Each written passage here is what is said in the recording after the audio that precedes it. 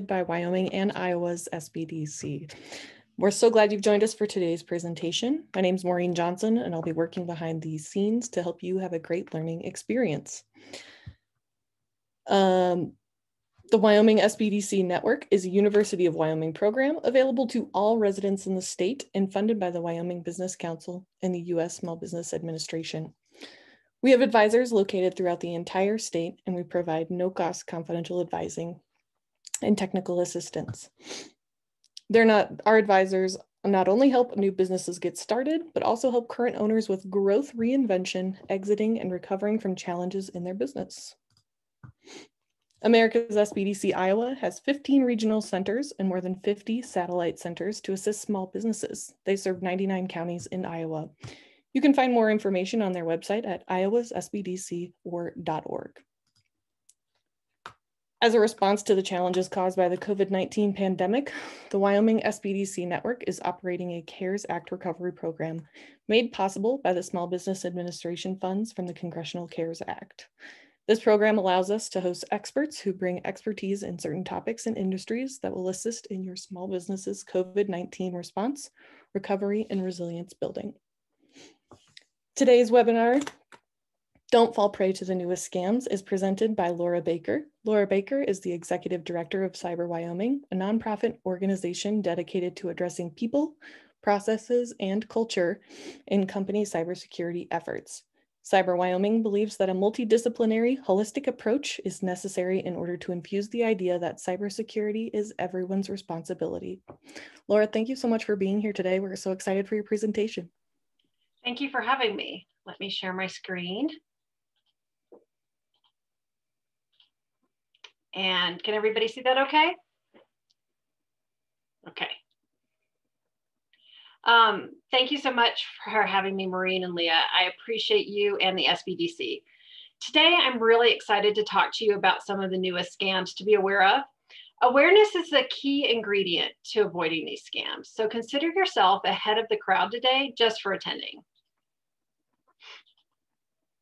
A little bit about Cyber Wyoming first. Like Maureen said, we're a nonprofit organization. We don't sell hardware, software, or technology implementation services. We have three main focuses. Our programs include education and outreach, workforce development as a registered apprenticeship office for technology professions, and economic development or outreach to businesses like yours. We have a lot of Wyoming organizations that support us in these efforts, like these amazing community-minded companies. And of course, great organizations like the Wyoming and Iowa SBDC agencies. So what's been reported to us? And this is original data. If you attended the previous Can You Spot a Fake Phishing Game webinar, then you've seen some examples, but this is original data reported to Cyber Wyoming. As of the end of April, here's what we've seen. We started this Report to Us program in January of 2020, so the data encapsulates over a year. Feel free to forward your suspicious texts and emails to phishing@cyberwyoming.org. But there are other really good fraud tracking sites as well, like the Better Business Bureau Scam Tracker, AARP's Fraud Watch Hotline, which anyone can call no matter what your age, and the FTC's Fraudulent Call Reporting System. So the top types of scams reported to us are fake notifications. For example, notifying you that you need to renew your antivirus software, pay an invoice, or receive a delivery fax or voicemail. Account fraud. For example, you need to update your user ID or password, or your credit card has been suspended, or your credit card needs to be renewed on a website. Impersonation and identity theft. A lot of reputable companies are impersonated, and some phishing emails are very well crafted. In fact, just last week, a real company had been hacked in Dallas, and the email came from their real domain address. So I called them and left a message for their IT people, and they called me back to thank me for notifying them. But someone had created a fax 690 at their domain address, and they were sending out virus-laden fax attachments to random companies throughout the nation. Because I called, this nonprofit was able to shut it down. And the only reason I called was because another business forwarded the email to phishing@cyberwyoming.org. So I think picking up the phone every once in a while is a really good idea, because I would want somebody to let me know if Cyber Wyoming was being impersonated. Inheritance is usually a money laundering scam. They want you to help them find a long lost relative, or they want you to help them find a charity to distribute funds to. Usually they ask for your personal information to get the process started and to share that commission or percentage of the funds with you, but you'll never see the money. Extortion and U1 were tied for the next most reported. Extortion emails often play on what you don't know. For instance, they say they installed spyware on your machine and have your browsing history or pictures from your webcam. Some even grab old passwords from the dark web just to be more convincing. Just delete the email. If you're worried, cover your webcam with a Post-it note, run an antivirus scan, and make sure you change your email password to something that no one can ever guess and something you've never used before. Top methods for scamming are email, phone, and text, and social media was a tie with text. But I think this is a little skewed because a lot of people just ignore social media scams because they know they're clickbait. But the top companies and organizations impersonated are Amazon, Microsoft, PayPal, the Social Security Administration, and Apple. And note that the Social Security Administration is a monthly call. It seems to start around the first of the month in Wyoming, and I wonder if that's the same for Iowa. Warn your more vulnerable friends and family members about this call. So why are we learning about what's already out there? This is supposed to be for new scams, right? Because education is the key. Talk to your friends and families about scams that you have seen out in the wild. It keeps them safe and it keeps you safe. 30% of those that did not engage with the scammer knew about the scam ahead of time. Only 9% lost money if they'd heard about the scam ahead of time, as opposed to 34% who had not. And if you feel something isn't quite right, listen to that spidey sense, because it has been proven to work. So now that we know what's been reported today, what should we prepare ourselves for in the future? These are the top scams consumer fraud reporting says will be seen in 2021. The top two are probably because of the pandemic, debt collection, and fake government officials. Then come the standards, all of which have been reported to us, from phone scams to fake prizes to impersonation scams. But there are some higher tech scams that people don't think about, and one of them is called deep fakes. Now, this is a pretty interesting video. I'm going to switch over to it, and I want to make sure everybody can also hear my sound. So yes, they can.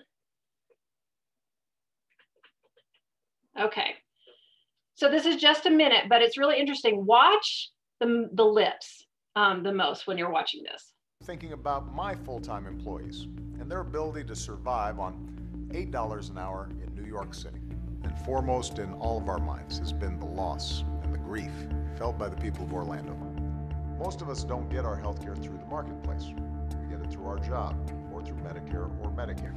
And what you should know is that thanks to the Affordable Care Act, your coverage is better today than it was before. Women can get free checkups, and you can't get charged more just for being a woman. To give his employees came together to pass a common, there's a bill that would boost America's very, very hard times. Some progress, at least within the small confines of the legal community. I think it's real important. Here we go. President Barack Obama,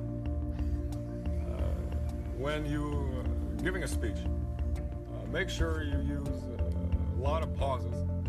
America's businesses have created 14.5 million new jobs over 75 straight months. We're developing technology. Every technology can be used in some negative way, and so we all should work towards making sure that it's not going to happen. And even one of the interesting directions is that once you know how to create something, you know how to reverse engineer it.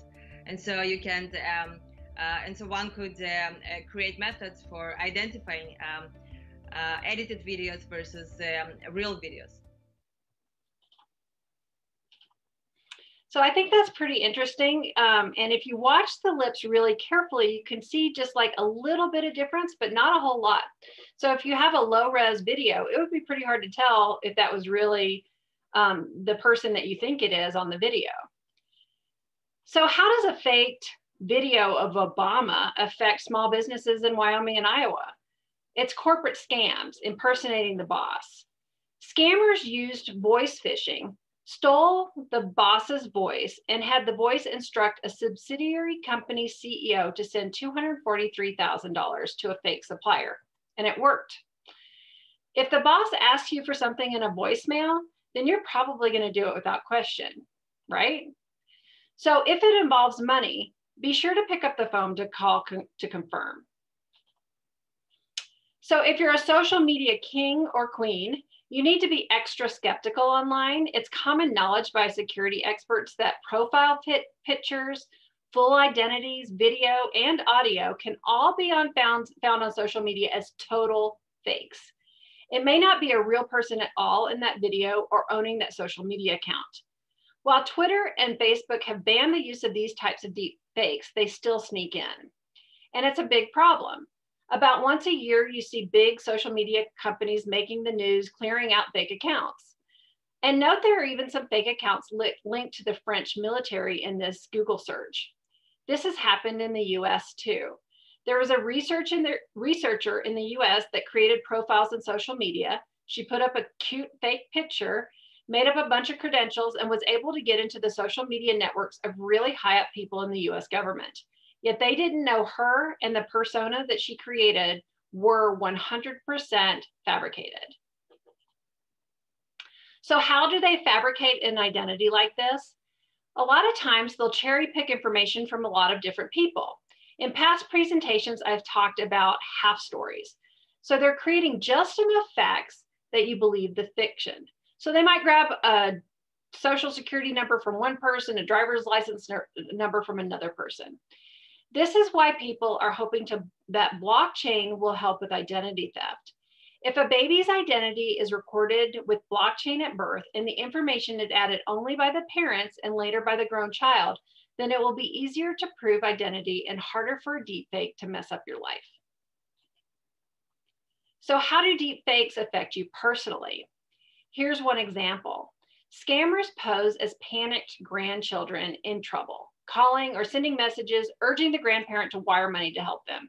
They could say they're in jail, need money to leave a foreign country, or got in an accident and need help paying the hospital bill.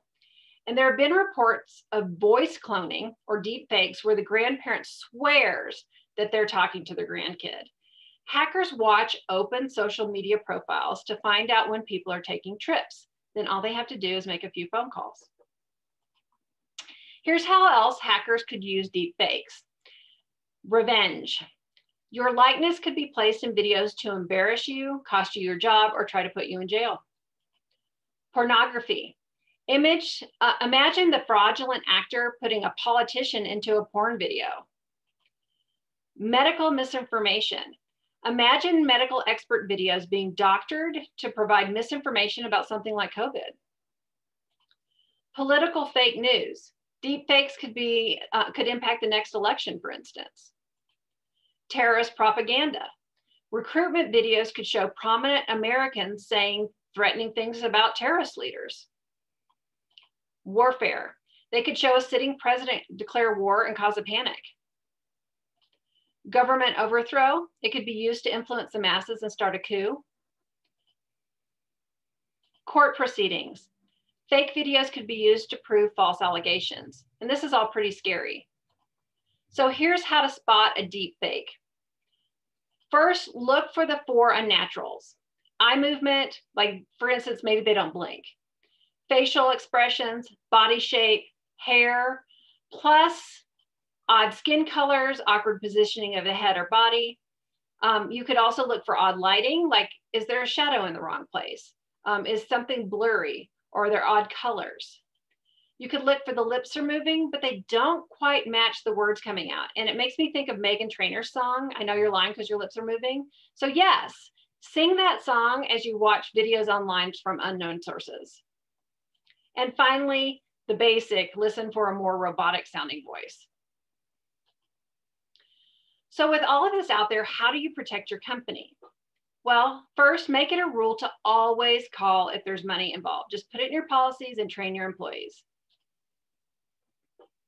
Incorporate the latest scams seen into your regular staff meetings. You can sign up for free to get alerts from Cyber Wyoming. Think before you post any video or audio online. Could it be used to impersonate company employees? To protect yourself and your family, create a family code word. If the person on the other side of the phone line doesn't know that code word, then you know it's a fake. This is great for that grandparent scam, but it can also work for your accounts payable department. Google yourself regularly and see what's out there. If you post a video on social media, add privacy protections.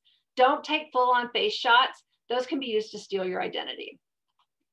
Generally limit what you share when it comes to video and audio, and log completely out of any social media accounts that you have, and see what you can see when you aren't a friend and are just the general public. You might be a little surprised at what you can see. So what if your social media, what if you use social media as your news feed? I do. I follow some of my favorite news sources on my personal Twitter account. So it's a great way to stay informed. But sometimes I get some nutty posts out there, or some that look real but aren't. So just treat all social media posts by individuals like tabloid news. That celebrity is not going to have that alien lizard baby. Confirm what you read on social media before you repost it. How do you confirm? Follow a reputable source. This graphic is shown from the League of Women Voters, and it's a media bias chart. I try to stick with those that the League calls neutral with minimal partisan bias. And then you also see on social media all the time, why doesn't someone regulate this? They call for the fairness doctrine to be reinstated. So I want to address that real quick with these deep fakes. What is the fairness doctrine? A lot of people think it was the equal time rule, where the media had to offer opposing viewpoints equal time. That's still in effect. The fairness doctrine is actually a series of court rulings and FCC practices that manage broadcasters. This was in effect mostly in the times before cable, when you could get ABC, NBC, and CBS via antenna. And I know I'm dating myself, but I used to have to adjust those rabbit ears in my college apartment. It also required broadcasters to operate in the public interest, and some of their time was donated to social issues. So this is how Friends Don't Let Friends Drive Drunk and the Schoolhouse Rock educational series were partially funded and on the TV. In 1985, the FCC made the case that the fairness doctrine hurt free speech rights, and the practice was discontinued. But we have to remember that in today's world of cable, the FCC would not have had any power over the networks on cable, and because it wasn't coming across the free airwaves.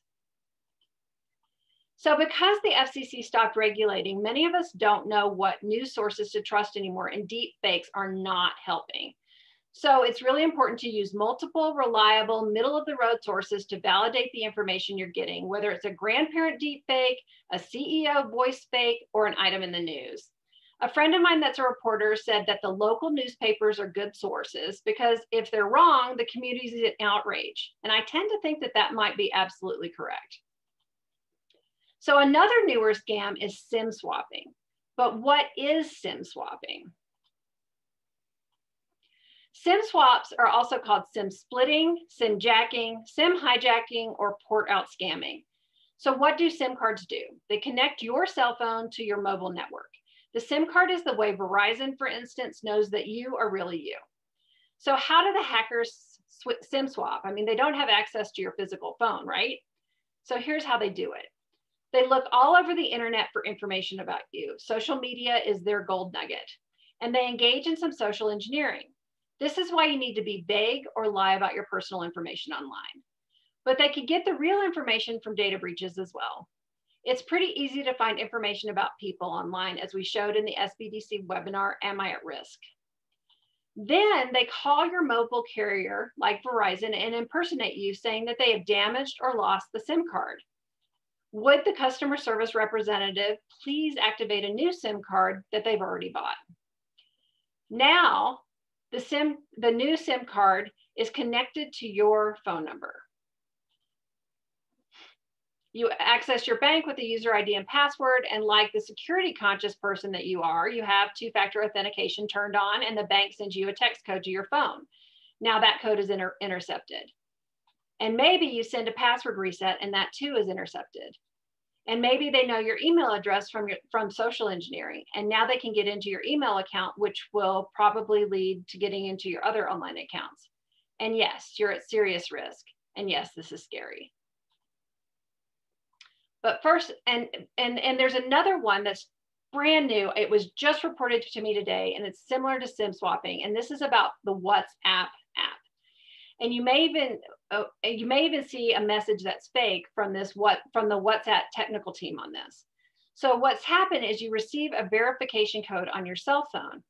Then someone texts you on your WhatsApp account saying they accidentally sent the verification to your phone number and would you forward it? But the verification code is actually the password reset verification for your WhatsApp account, which they're trying to steal. So this is a little bit different than SIM swapping, but it's the same type of thing, and they're taking advantage of two-factor authentication and texting. So what can you do? The best thing you can do is lie when answering your online security questions. So instead of your mother's maiden name, you can make it makes best oatmeal cookies. Instead of the high school you went to, you can say, I thought the mascot was dumb. Instead of the first pet, you may say, old dog needed more baths. And instead of the city you were born, you can just put none of your business. Make it fun. I do believe in positive answers to mundane questions. So you could also say, I should have been born in the Alps, or if you're a history buff, in a log cabin with Lincoln, or if you're an Elvis fan, Memphis at Graceland. And then most importantly, train your employees to do the same. Because you have to think about what work systems your employees may have on their phone. Email is pretty common. If the SIM swap happens, then all of their work contacts could be stolen and emails could be stolen, which would be used to spoof your customers or vendors before you knew to shut your employees' email off. The phone could be used to tarnish your company's reputation on social media accounts, and this did happen to Twitter's CEO, Jack Dorsey. Take a screen print of this slide once everything's been revealed. This is what to include in your training for employees. And here are the warning signs of a SIM swap. First, you're unable to place calls or texts.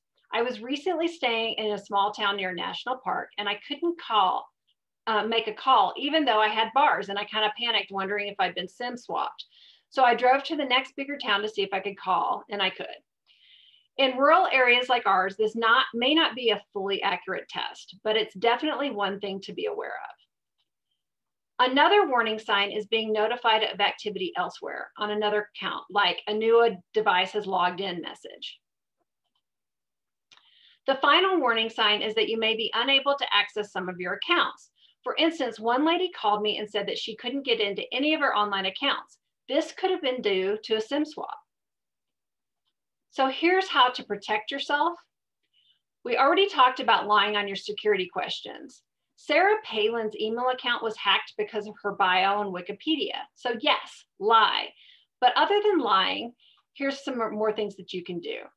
Make sure you have a strong password on your cell phone carrier account and don't use that password for anywhere else online. If there are extra protections that your cell phone carrier provides, then you might want to consider using them. Each carrier is a little bit different. Train yourself and your coworkers or employees how to spot a phishing email. We gave this presentation a few weeks ago and made a game of it, and the SBDC has that PowerPoint. So if you want to use it for a training at your company, feel free to contact them and they'll provide it for you. Texts are not encrypted, so don't build your identity checks just around your phone number. When there are other options, build one or two in if you can. And password managers are a really good idea too. Use something like Google Authenticator, which ties to your physical device, not just your phone number. And finally, put alerts on your bank and credit card accounts and have those alerts sent to your phone and another email address that is not tied to your phone. For instance, I have 2 email addresses that I don't have on my phone just for that purpose. You can make a quick training fun, offer prizes for the most creative lie using the top 10 security questions. Start with some of the ones that are easy to find on social media. Even if the prize is just a piece of candy, it can still be a fun awareness exercise and get people thinking at your company. Don't fall into the standard scare them straight tactic that many people in IT use to train. This just causes the backfire effect. I see it all the time. People's eyes roll back in their heads and it becomes too overwhelming, so nothing's done. But every business person I've met is worried about the risks. They just don't know where to start. So think like an internal marketing campaign and make this fun. It'll get engagement instead of distance. The next SBDC webinar is May 26th, and we'll be talking about the steps to creating a security awareness program. So I would highly encourage you to register for that. We'll be incorporating fun ideas, tools, and techniques, and it will give you a roadmap to start training your employees to protect themselves and your company. And in the meantime, if you have regular staff meetings and want to start talking about security awareness, you can sign up for alerts at Cyber Wyoming. It's free and it doesn't have text speak, and you can use it to start the conversation in your office. So that's what I have today. I'm going to put that one screen back up so that you guys can take a screen print of it just in case you missed it, and see if you guys have any questions. There we go. Awesome. Thank you, Laura. That was one of our questions. So that's super helpful. You're ahead of the game. Yeah, if you guys have any questions, please pop those in the chat or the Q&A box. I've also posted the 2 links to Laura's previous webinars in the chat box. So if you want to bookmark those to watch later, if you weren't able to make them before, or just have them handy. The Can You Spot a Fake? It looks like that link got a little wonky, so let me repost that one. But the Can You Spot a Fake one is the one she's talking about. That is a super fun game for your employees so they can spot phishing attempts. I'm reposting that here. So be sure to put that on your bookmark list. As far as questions go, what are the best practices for business owners who frequently use video and podcasts for marketing? You know, I have to do it too. So what I have started doing is making my camera a little bit offset so that maybe they just show part of my face or I'm not quite looking directly at the camera. The other thing that I've done is if you add background music, it's harder for them to steal your voice. I mean, they can still filter it out, but it's harder to do. So I've started doing that as well, especially with this research on the deep fakes. I mean, I just started researching them maybe about 6 months ago. So I have some old videos out there that I need to bring back in, edit, and add some light background music in the back so that it's harder to steal my voice. That's a good quick tip. Have you noticed an increase in calls about deepfakes in the state of Wyoming or beyond? I haven't in deepfakes yet, but I have heard of these grandparent scams where the grandkids sound exactly like the grandkids and the grandparents are very, sure it's them. So the voice spoofing is definitely happening, and I'm sure they're getting it off of these videos that the grandkids are posting online. Okay, we got some follow-up comments and a question about that. This one says, I was at a conference last week and they said that video presentations should be shorter and use backgrounds in text and music only. Mm-hmm. What about profile photos like on LinkedIn? So I did ask this question. We had an FBI agent that spoke to us a couple weeks ago, and I asked him about that. And he said, definitely on your profile pictures, again, turn your head slightly to the side. Don't look face on. Make it not look like a passport photo is basically, or a driver's license photo is what he said. Okay. And you can't smile in the passport photos. So, big smile, turn slightly to the side. Perfect. That's good advice. I've noticed more text scams from like different numbers or weird emails with links. How do I get those to stop? That's a great question. So the FTC does have a way where you can report the number where this text scam is coming from. And I don't have the link, but if you do, if you Google it, Federal Trade Commission call reporting, you can also report your text phone numbers to that. And I think the Better Business Bureau also might allow you to report. and they may not actually stop, because they change the numbers constantly. Like, a company actually got a spoof number from themselves. So, but it will help if you start blocking them also, and if you start reporting them. Perfect. I've gotten a call from myself before, and that's always a really weird moment where you're like, wait a second. Yep. Oh, and we've got a link here in the chat here. And then we're asking for a little more detail on how you report them. So I think we go to this website. Laura, is there any other information that you need to include in the report? It's just a step-by-step. You have to have the phone number and tell who you are, basically, but there's not a whole lot of information. If you recorded it, I believe there's another way that you can also upload your recording if it happens to be a phone call. I've reported a few to that, and I've reported a few to the AARP Fraud Watch Network. That's a phone number you just call. So if you don't feel like getting online, you can put that in your cell phone number. It's like an 866 number. And that one is just a call and they walk you through it. It is set up just for the less technical savvy. So that's why I like to throw it out there, but anybody can call. A 13-year-old call, a 30-year-old can call, and a 65 plus can call. Perfect. And then to report to us, you can just forward it to phishing, PHISHING at cyberwyoming.org. And we would love to get those because we do put out a weekly hackers brief to the newspapers, the Wyoming Associated Press, and we would be happy to put your company on that email list. And if you ever want off, we'll just take you off. We don't use your information for anything except for that list.